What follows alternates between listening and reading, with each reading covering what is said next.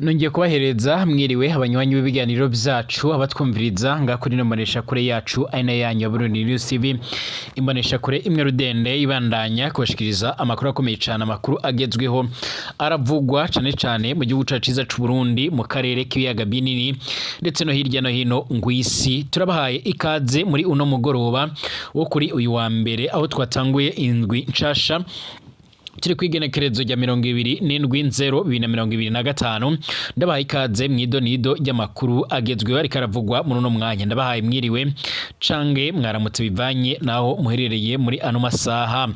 Kaze kuri mwese dore ingingo nkuru tugiye kugura ko ziriko ziravugwa cyane mu kiganiro cacu cuno mwanya. Mu gihe hama haravugwa amakuru akomeye cyane ariko aravugwa kubigendanye n'amagara atifashe neza y'umunyamabanga mukuru umugambwe uri ku butegetsi mu Burundi CNDD-FDD nyiriteka Reverend ndikuriyo, ndetse bamwe bakaba batanguye kugenda baravuga yuko iyo bayamaze kugenda arapfa cange aracikana umutima wiwe uhagarara, ariko leta y'u Burundi ikaba iriko irabihishira.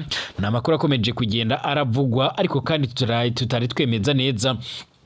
Icyakora mu gihe leta y'u Burundi yamaze kwemeza ibigendanye n'ubugwayi bwiwe, ndetse leta y'u Burundi ikemeza neza yuko amagara batifashe neza, umwe matavuga rumwe n'ubutegetsi ngaha mu Burundi akabushinga amateka Honorable Kizigenza Agatho Rwasa akaba yarabujijwe kwitaba amatora y'abashinga amateka yimirijwe ngaha mu Burundi muri uyu mwaka wa 2025. Arahejeje gutanga akarorero ndetse akaba yamaze gusigura yuko nawe yamaze kumenya inkuru y'umubabaro, ariko akavuga yuko ari amakuru atenkeke muri CNDD-FDD. Uyu nguyu bita Honorable Agatho Rwasa arejeje gutangaza ndetse no gusigura yuko yahawe amakuru n'umwe mu banywanyi biwe bo muri CNDD-FDD, akaba yamaze kugenda aramusigurira yuko ibyashikiye nyiriteka Reverend ndikuriyo ari bararemere cyane ryaraturutse kwa Variso Ndayishimiye. Ibi byose yama arabitangaza mu nyuma y'uko rero bamwe mu banywanyi ba CNDD-FDD bakomeje kugenda banagaragaza ko bo bashigikiye uyu nguyu Agatho Rwasa mu matora yimirijwe mu Burundi.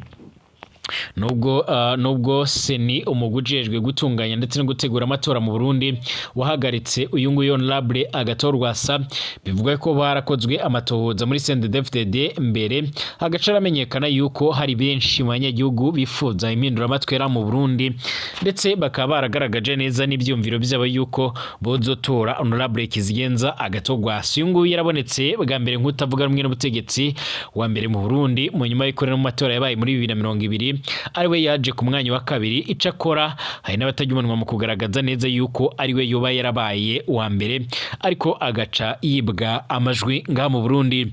Gushika ubu ngubu rero harakomeje kugenda aravugwa yuko nawe yamaze kumenya amakuru agendanye n'ubuzima butifashe neza canga amagara atifashe neza Reverend ndikuriyo, aho abikesha bamwe mu begereye uyu mutegetsi akomeye cyane muri CNDD-FDD, aho bivuga ko nawe yari umwe mu bari bahanganiye ubutegetsi na Variso Ndayishimiye cyane aho yari afise imigambi itari myiza, aho Variso Ndayishimiye yoba yafashe ingingo yo kuba yomwikiza. Hari amakuru avuga yuko rero bamwe mu bari basanzwe baracungera umutekano bari kumwe rero na Reverend ndikuriyo ubwo yatanguraga gufatwa, ndetse n'umwe mu baderevu yibiwe bakiri mu minwa y'inyamiramabi kugira ngo bace barasobanura uko byagenze, ndetse n'ishano y'abajaragwiriye umutegetsi mu Burundi. Cyakora hari bamwe babibona babibona nk'akayungirizo kugira ngo biboneke yuko leta y'u Burundi irakora amatohoza canga se iriko irakora iyo bwabaga kugira ngo bayerekana yuko bariko barakora amatoza kubigendanye no kwandura k'uyu mutegetsi, ariko kandi ku rundi ruhande nyamara ari bigendanye no kugerageza kugira ngo bayobye uburari. Turagaruka kubikomeje kugenda biravugwa cyane kubiko biravugwa mu buseruko bwa Republika Iharanira Rusange ya Kongo ndetse ni Rubavu, ahakomeje kugenda haravugwa byinshi bigiye bitandukanye kubigendanye n'ingwani ikomeje kugendera habera. Muri uyu mugoroba harakomeje kugenda haravugwa byinshi cyane nk'uko amakuru yoma aradushikira cange nk'uko amakuru yoma aradusumira, ariko kandi muraza kunyemera turabera hamwe bimwe mu bikomeje kugenda biravugwa, aho abasoda benshi bishikirije Monisco abandi bakaba bahungiye mu gihugu cibanyi c'u Rwanda. Bahikaze muri no mugoroba kubatwumviriza bari mu Burundi, abatwumviriza bari mu bice bimwe na bimwe bigiye bitandukanye mu gisagara ca Bujumbura turabahaye ikaze, abatwumviriza bari ku mugwa mukuru wa politiki Gitega, abatwumviriza bari mu mafayihe amwe namwe mu bisagara bimwe na bimwe bigiye bitandukanye turabahaye ikaze, abari mu karere k'ibiyaga binini cane tubahaye ikaze kuri mwe mwese, abari mu bihugu bibanye mu gihugu c'ubanyi c'u Rwanda, igihugu c'ubanyi ca Kongo, muri Uganda, Tanzania, Kenya ndetse n'ahandi, abari mu burengero bwa Afrika, umanuko bwa Afrika ndetse na Afrika yo hagati, ndabahaye ikaze mwese. Ikaze kandi kuri mwe mwese mutwumviriza muri ku mugabane wa Buraya, Asia, Australia, Amerika ndetse n'ahandi hose, mwese ndabahaye ikaze. Nkuko amakuru akomeza kugenda aradusumira, nkuko amakuru akomeza kugenda aradushikira cange se amakuru akomeza kugenda aradusumira, ndetse gushika ubu ngubu amakuru yama aradusumira akaba agaragaza byinshi bikomeje kuvugwa mu karere k'ibiyaga binini. Ikaze kuri mwese. Amakuru akomeza kugenda haratugiraho muri no mwanya akaba asigura ndetse anashimangira yuko uyu nguyu atavuga rumwe n'ubutegetsi bwo mu Burundi, Honorable Agatho Rwasa nawe yoba yamaze kumenya ibigendanye n'ishano ryarabereye muri CNDD-FDD, umugambwe uri ku butegetsi umaze imyaka iharugwa muri 20 utegeka Burundi, ariko abanyagihugu bakama bagoma biyamiriza uwo mugambwe bavuga ko rero atakiri kuri abagezaho canga se ngo ugire rero icyo urabateza ko imbere. Abanyagihugu barafise ibibazo byinshi cyane bigiye bitandukanye, ndetse barafise imibereho itari myiza, aho ibintu bizimvye ku masoko ndetse n'ibindi bibazo bimwe na bimwe bigiye bitandukanye. Kugeza ubu mu Burundi rero uyu mushingamateka Honorable Kizigenza Agatho Rwasa mu kiganiro yabashije kuba yogirana n'umumenyesha makuru wacu, yaramubwiye ko rero nawe yamenye ibigendanye n'ishano ryarabaye muri CNDD-FDD, aho yavuze yuko ibiriko biraba canga se ibiriko birashikira uyu ngo munyamabanga w'umugambwe uri ku butegetsi Reverend Ndikuriyo rero atari ibya none, kuko rero ari ibintu bisanzwe biraba rero muri uyu mugambwe. Usibye kuba rero Variso Ndashimiye bisigura yuko iyo yarabashije kwikiza General Aregiyome Bunyoni, ibikomeje kugenda bigaragara canga se ibikomeje kugenda biradusumira, byose biboneka ndetse bikanagaragaza neza yuko amakuru yama aradushikira ndetse amakuru yama aradusumira ateye ubwoba, agaragaza neza yuko hari nabandi bamwe na bamwe bashobora kuzokurikira uyu nguyu Reverend Ndikuriyo mu nyuma yuko nawe agiye guca arakurikira umwisi Petero Nkurunziza, nkuko amakuru yoma aradusumira. Honorable Kizigenza Agatho Rwasa yasiguye yuko we yahawe amakuru n'umwe mu banywanyi b'umugambwe CNDD-FDD akaba abarizwa mu bimbere, aho yasiguye yuko rero nawe yaronse amakuru agendanye n'ishano ndetse n'ibara ryabaye. Yavuze yuko kandi nawe rero yamenye amakuru agendanye nuko rero mu imodoka yiwe hahushywemo ishano y'uburozi bwa puderi, abivuga ko umwe mu bo bari kumwe yamaze kwitaba Imana, ndetse umuderevo wiwe ndetse n'umwe mu mucungira umutekano bakaba hagaritse n'inzego zijejwe amatohoza. Kugeza ubu nawe yavuze yuko ababajwe n'ishano ndetse n'ibara riko rirashikira Uburundi, ndetse aza gusigura yuko ibingibi nibitoza guhagarara Uburundi bukomeza kugenda burajya bicane.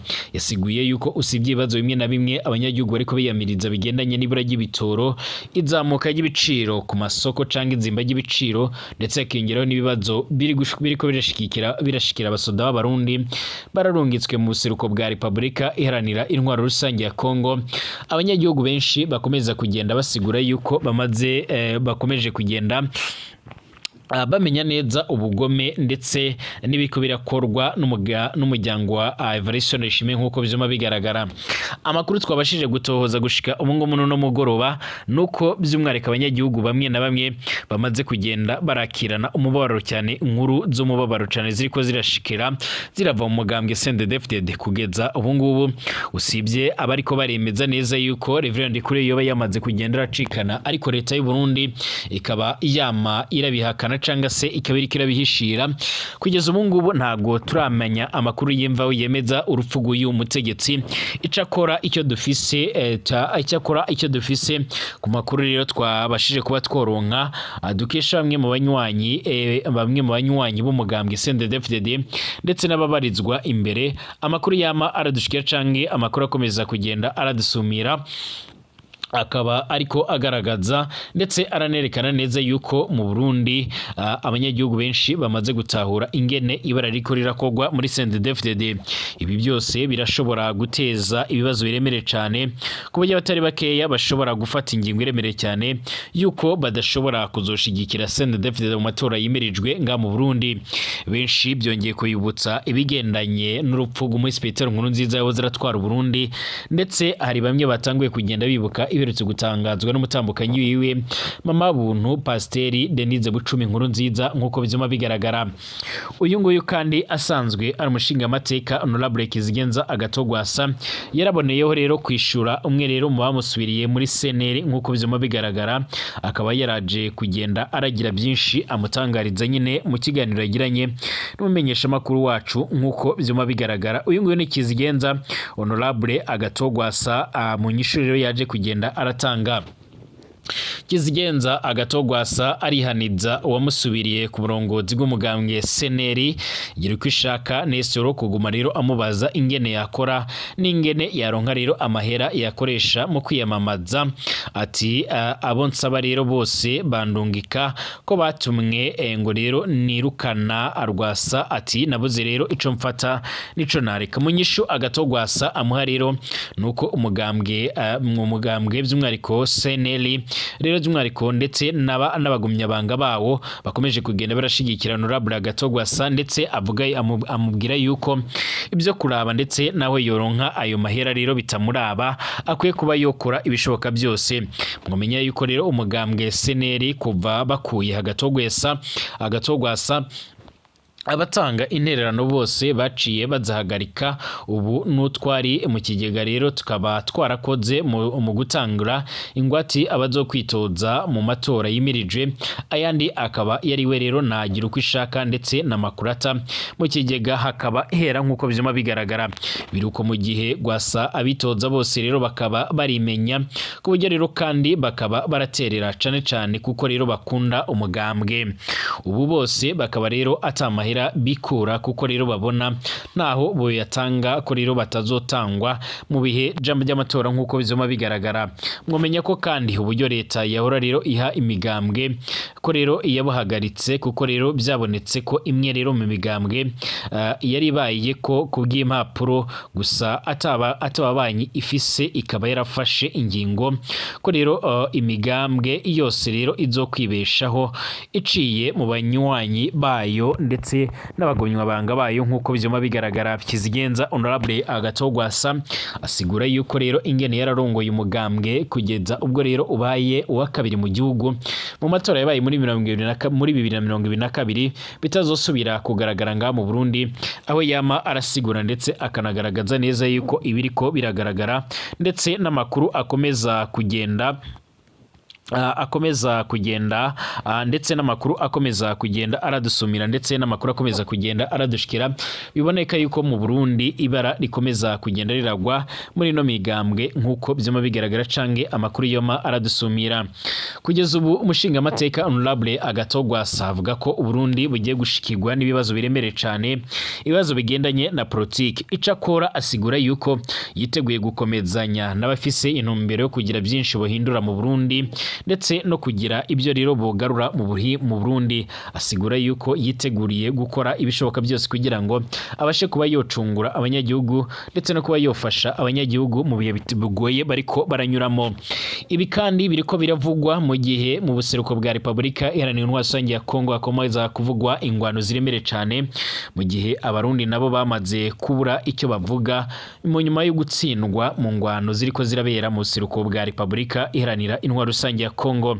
Uyu munsi hariko haravugwa ibigendanye n'ifatwa y'umujyi wa Goma ndetse n'uburyo rero abegereye ibice bimwe na bimwe bigiye bitandukanye cane ku gihugu cibanyi c'u Rwanda mu mujyi wa Rubavu bariko baramererwa mu mwanya uheze. Nibwo nabahaye inkuru ivuga yuko umuvugizi w'ubushikiranganje bwo kwivuna abansi mu gihugu cibanyi c'u Rwanda Brigadier General Ronald Rwigwanga yasiguye yuko abantu bashika kuri 5 bamaze guhitanwa n'ibisasu byarashwe n'ingabo za Kongo n'abashika muri 30 bakaba bamaze kugenda barakomereka. Icyakora yavuze ngo inzego zijejwe umutekano z'igihugu cibanyi c'u Rwanda RDF zihagaze neza ndetse ziteguriye gukora ibishoboka byose munyemerere kandi ngaruke ku byamaze gutangazwa n'umuvugizi wa guverinoma ya Repubulika Iharanira Intwaro Rusange ya Kongo akaba minisitiri w'itumanaho n'itangazamakuru bwana Patrick Muyaya akaba yagize icyo avuga nyuma y'ifatwa ry'umujyi wa Goma.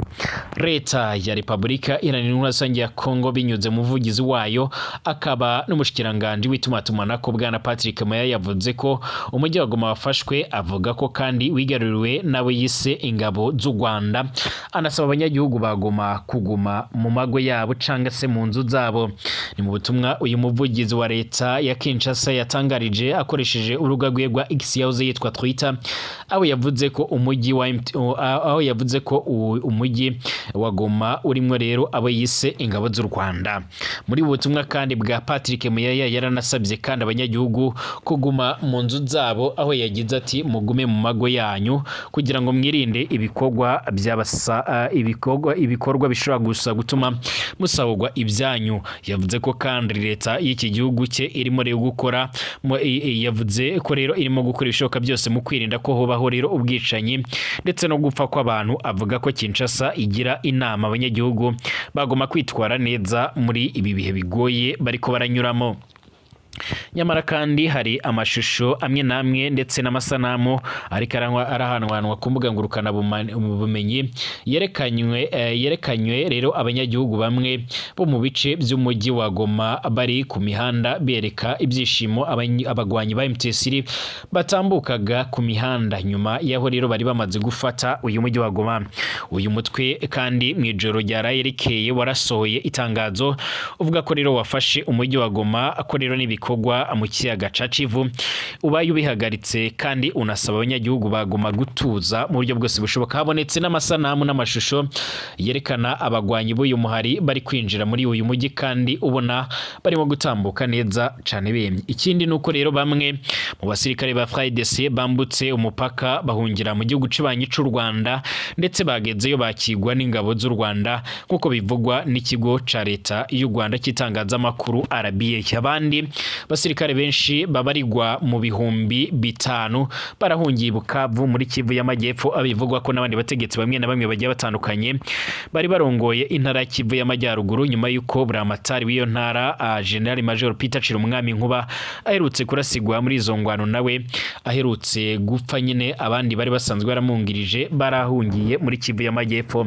Abanyagihugu baturiye uyu mujyi wa Goma bavuganye n'abamenyesha makuru bacu bababwiye yuko uyu mujyi wa Goma hafi ya wose kuva igihe cy'isaha 5 z'igitondo cyo kuri uyu nguyu wa mbere uri kugenzurwa n'uyu mari wa M23, usibye ko rero ahagana mu masaha y'igicamunsi ibice bizwi ko byari birinzwe cane cane n'igisirikare ca RDC nk'ahitwa Katindo, umusozi wa Goma, Amon Goma, ndetse no ku mupaka uzwi nka Grande Barriere wo ku ruhande rwa Goma.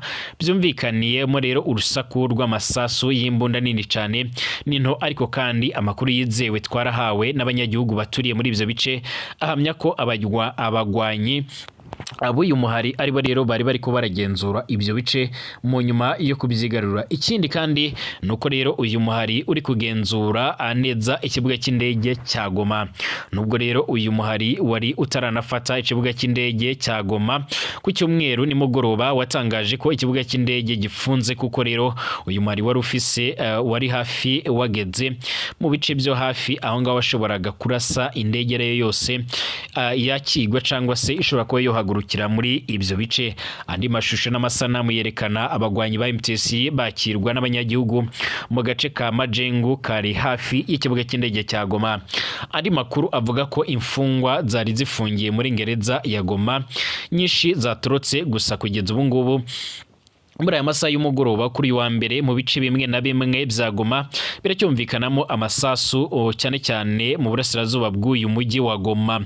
Ku rundi ruhande kandi Kinshasa ku mugwa mukuru w'iki gihugu harabaye imyigaragambyo yamagana ifatwa rya Goma, ndetse kandi iyi myiyerekano yarabereye ni Bukavu muri Kivu y'Amajyepfo. Kugeza ubu ntacyo minisitiri w'ubutabera yari yotangaza ku bigendanye n'ibara ryabaye, aho imfungwa nyinshi zobashije kuba zotoroka.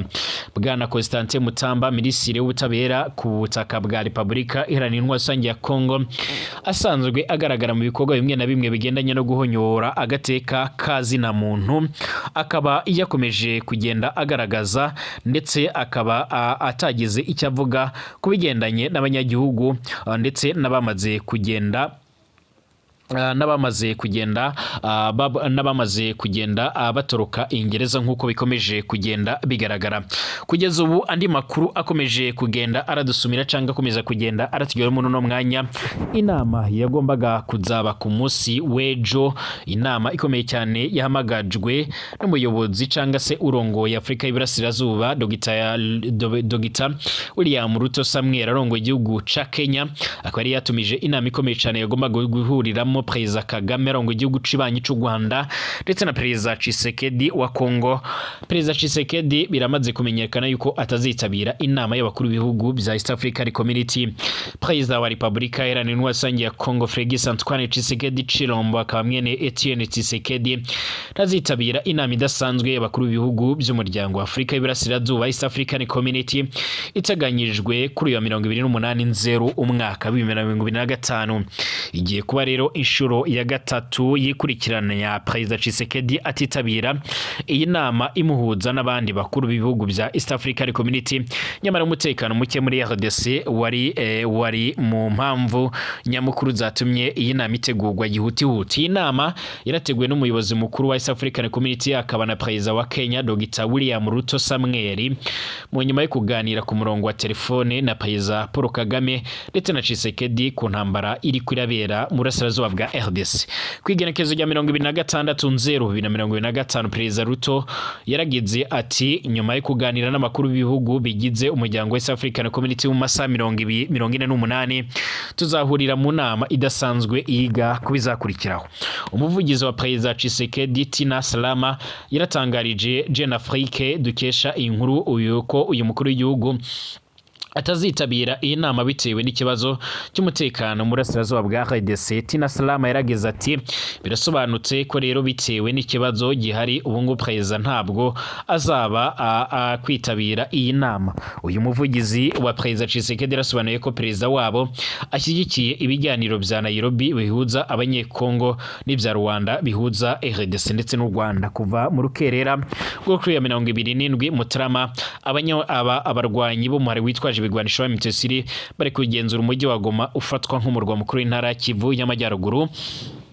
Umuhari wa M23 ufashe uyu mujyi rero umugihe ubutegetsi bwa RDC bwari bukomeje kwanga igitekerezo cyo kugirana nawe rero ibiganiro bitaziguye hagamijwe gushakira rero uburasirazuba bwa RDC igisubizo kirambye kigendanye n'umutekano nk'uko byoma bigaragara. Kugeza ubu ntiharamenyekana igishobora kuza gukurikiraho nyuma y'uko uyu mujyi wafashwe cyangwa se ibyo leta ya Kongo iri kirategura, ariko natwe turi hano kugira ngo tubitohoze ndetse tubibashikirize. Mbashimire, dusubire mu kanya tugaruka kubikomeje kugenda biravugwa, ariko muri una mwanya nayo twari dufite nuko twanzuye, ariko kandi babwira ngo mukomeze kugira umugoroba mwiza n'amagara meza.